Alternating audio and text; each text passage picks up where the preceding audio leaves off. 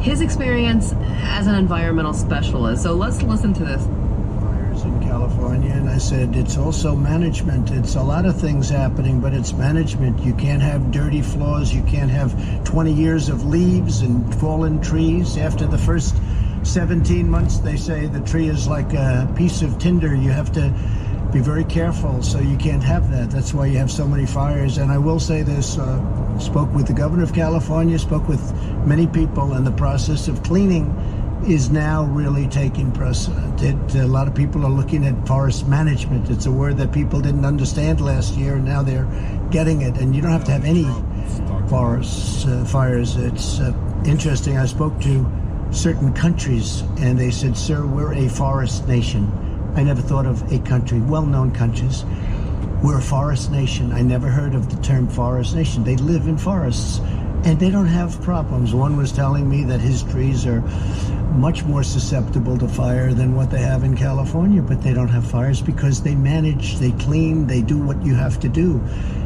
There's not so much to burn. And we're going to start doing that. And it's called, remember, management. It's called forest management. So it's a very important term. When I went to California, they sort of scoffed at me for the first 2 weeks and maybe 3 weeks and not so much 4 weeks. And after about 5 weeks, they said, you know, he's right. He's right. So I think you're going to see a lot of good things. It's a lot of area, it's a lot of land, but a lot of tremendous. This is something that, like, last year he said the same thing. So I don't know if he's talked about management before in the same way, but this is, isn't it like the first time he hears of, like, he learned something new, he has to frame it like, I invented it. I invented it, or the world is hearing it for the first time. Unbelievable. One thing he did not do, though, he actually never mentioned climate change once. Not a single time in 45 minutes. So that was his fantastic environmental speech. Their goal is to simply put it out of the conversation. The environment is something totally separate from, you know, the climate disaster that's impending.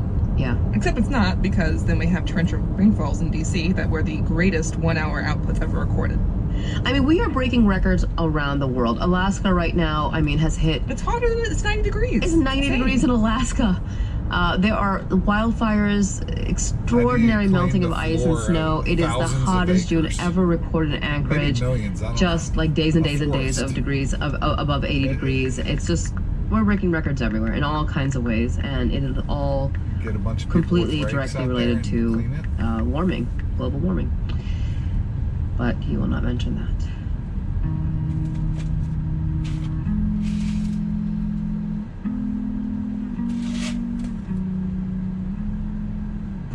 So a friend of mine had a baby a couple months ago, and she's just finally getting her life back to normal, the whole routine thing going down. And she has a wedding coming up like a week and a half. And she suddenly realized that she now has much larger breasts than she did before, and none of her clothes fit her, or her bras fit her, because while everything else was the same size, yeah, those things are not. Yeah. So she was panicking, and she's like, what am I gonna do? Like, well, rent the runway for the clothes, and for the bra, I know what you need to do. Go to Third Love, because whatever size your new boobies are, they'll have it for you. You're good. I love it. I love it. You gave her the solution for new boobies. When life is your surprise, new size.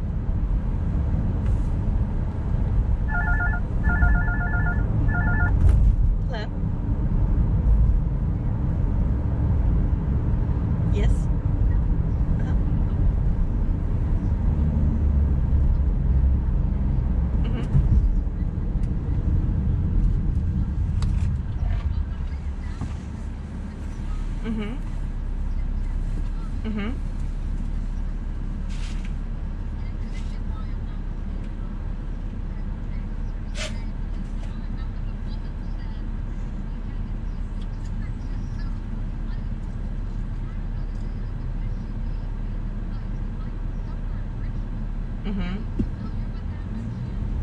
Oh, to get her spayed?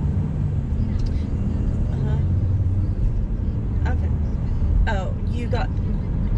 It's probably a Fort Bend Animal Hospital. You got her from the pet co at 1093?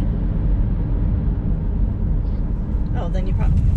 Okay. Well, then you probably adopted her from us, so she probably is in our system. Would it be under your name? Or your husband's? No, I have it. I can look it up and find her. Do you know if her name was Annie before, or did you change it?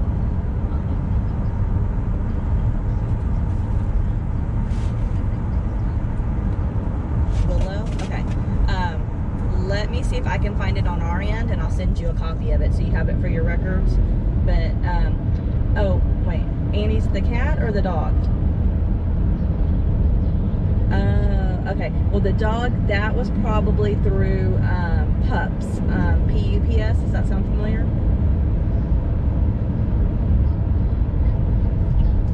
Mm-hmm. Yes. In a half mile, So, right to continue yeah, on if you'll Highway just, 6 North. if you'll just email them and ask them for a copy of her records, they should have given you a copy when you adopted, but most everybody's volunteer, so sometimes stuff falls through the cracks. So if you, yeah, right, yeah, because they would have done it when they adopted her out. So if you just will send them a message and ask them for a copy of it, they'll send it to you. Yeah. And she was up to date, so I don't need any shot records for her. Well, actually, I probably don't even need the space. Usually, whenever a vet gives you the shots, they'll put in the Keep records. right to continue on Highway 6 North. They'll put it in the records that they can see the scar and that it's a spade or a spade. Continue So on I don't know Highway why 6 your vet North didn't for put that in the 57 records. miles.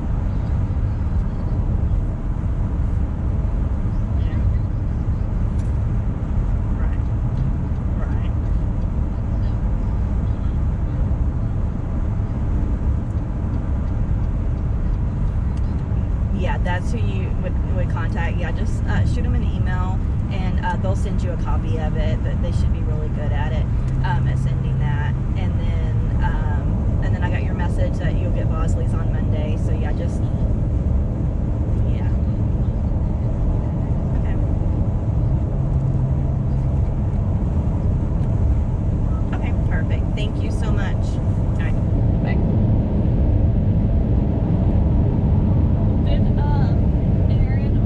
It shouldn't be a surprise. Those things grow the entire pregnancy, but absolutely, that's the thing. I mean, I'm actually like in a constant reevaluation every couple of months. I'm like, I think I'm a different size again, because my body is changing because I'm working out and things are looking very different.